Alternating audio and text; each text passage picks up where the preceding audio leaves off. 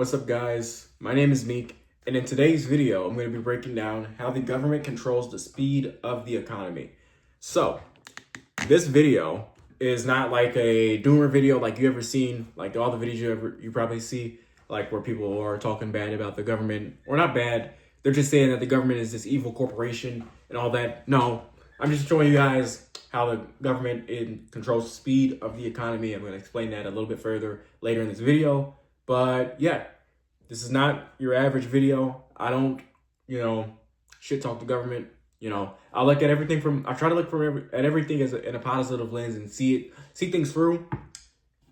And one thing that I've tried to see through is the government and the systems that has been set up in place for us to, just live and try to succeed in this capitalist environment, society. And I start to see that this is not bad. This is not as bad as people say.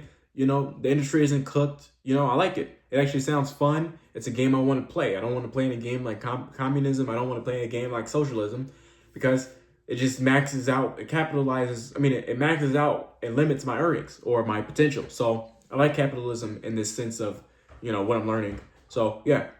So first point of how the government controls the speed of the economy is monitoring. So this is like basically how the process even starts to how the government can even control the speed. So the government has to monitor certain things, or these three things mainly: inflation rate, and unemployment rate, and human value, or what some of you guys call GDP. I call it the human value, right? So these things are really important to the government because this depicts if they need to make a move in terms of fighting inflation or fighting a recession. And it's basically a balancing game. So they have to track inflation rates, they have to track how many people are unemployed, and the GDP. So that's the value of the country when you put together all the humans together and our work. So yeah. So then next step is the diagnosis. I kind of said this and didn't say diagnosis, but diagnosis goes like this. The economy either goes too fast, which is a lot of inflation, a lot of spending and all that other stuff, or too slow, a lot of unemployed people, or low hiring and a lot of layoffs. Right now in the stage of 2026, and it's March 18th. Yeah, during this time, we're on the too slow route. So it's time that we're getting to the point where, it's time that we start to speed everything back up. So let's break down what happens between each thing. So when the economy is going too fast, that usually means there's low unemployment. A lot of people have jobs. A lot of people are making money. A lot of people have a lot of access to cash. I put big cash because I want to run out of space. But a lot of people have access to cash. A lot of people have a lot of cash. And then you have too much buying. People have so much cash that they have room to buy whatever and do whatever. And to a point you don't want that much buying to happen because it causes it causes demand to increase, which makes prices increase. So the poor wouldn't be able to get access to this because there's so many people that need this, like milk. I'm not going to say milk because that's controlled. But let's say the iPhone, right? Everybody needs a phone. And to a certain extent, you have to upgrade, right? Phones are going to break, and access to these cheaper phones isn't going to be viable. So you're going to need an iPhone. If everybody's making money, everybody can buy a new iPhone 17. But what that does is the people down below, they can't get access to this iPhone 17 because everybody's buying it. So the price of the iPhone 17 continues to go up until demand decreases to a point where it's normal rates. Again, that means everybody on the low, they can't afford that. Next, economy moving too slow. Layoffs are happening, low hiring, a lot of unemployed, which means low spending. What does that mean? The dollar needs people to spend money, or what happens is the dollar loses its value.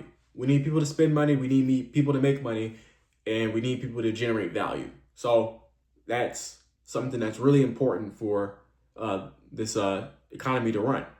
And you need both things. Now, let's say we're going too fast. The economy is going too fast. What is the solution to that? Or what is the government's or the system's solution to that? Their solution is to fight inflation. What this means is they're going to raise interest rates and they're going to slow down spending. What this does is if the interest rates are really high or are raising or higher or going higher, less people are going to buy mortgages on houses. Less people are going to want to buy or get loans because they know at the end of the day they can't afford it 6 years later, right? Or less people are going to buy this, that, and that. Cars are going to be too expensive to, or not expensive, but the price of a car is going to be like stupid, crazy high because of interest. So people aren't going to want to spend their money on those things. And we need those things to generate money. So what is the result? Less borrowing, prices stop rising, and demand falls. And once demand falls, people are going to lower their prices so they can get more access to money, more access to the resources, or not more access to resources, but they get more access to the money so they can get more resources to get more people to buy into their stuff. So yes, that's what happens. And then let's go back to when the economy moves too slow. Next. So when the economy goes too slow, which we're going to have to do sooner or later, is fight recession. So what that means is lower taxes for everybody. And what that does is more government spending on projects. And what these projects do is, or once all these things happen, like lower taxes and increased government spending, what happens is more money for more people. More money for everybody, more jobs come out, and demand rises. So like I said, the government is going to increase spending on different projects like the highway, or increase the budget, or increase the numbers for cops and civilian jobs and healthcare jobs, all this other stuff. So what this does is more people have money, more people want to spend money, and the lower taxes gives people more room to spend more money. So they can go buy the iPhone just for fun, or they can go buy a laptop just for fun, or they can buy a house just for fun because they have extra money laying over because the taxes are lower, and which indeed increases demand because everybody has more money. Everybody's going to spend more money on things they like.